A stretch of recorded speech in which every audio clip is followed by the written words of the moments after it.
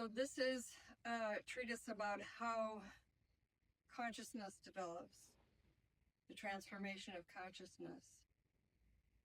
So it starts out the metaphor of self and events, which develops in so many different ways, takes place in the transformation of consciousness.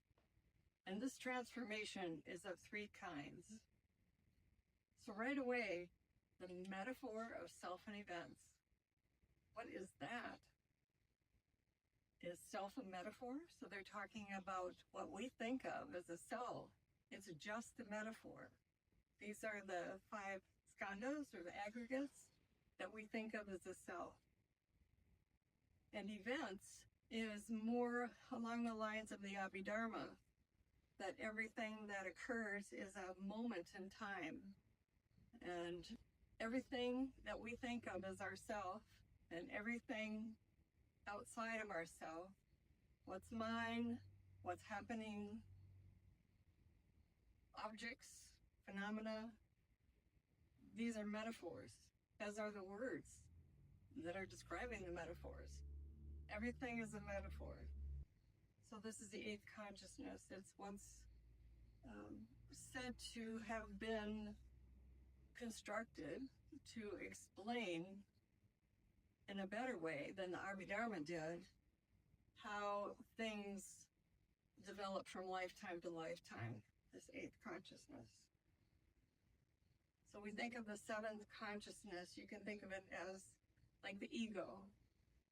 So this always reflecting is looking to the 8th consciousness and saying, that's me. These things, these dispositions, these habits, these things that I do, these things I see, this is me and these are mine. So the 7th consciousness is a completely, you might say, useless thing. We can do without it.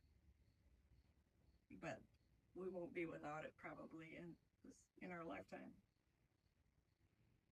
I think you can witness the imaginary, you can witness how you are projecting, which would be the imaginary nature.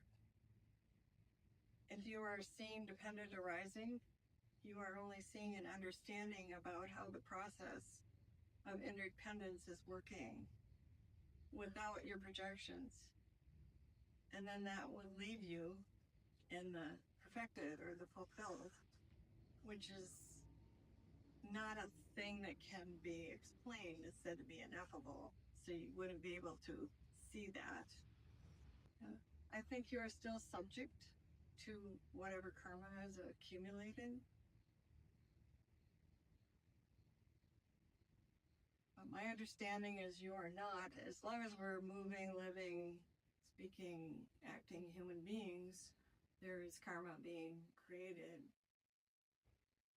But in a turning about at the basis, it is said that because you are acting completely with what is arising with dependent origination, then the way I understand it is that you are not going against what's arising, and therefore are not creating the karma. Kind of brings up the fact that these are concepts and metaphors themselves. So it's just a way of talking about how our consciousness might be operating subliminally and without our conscious permission in a way that is responding to our past karma, our past actions, the cause and effect part of our lives, which will still happen as long as we're in this world. The human body,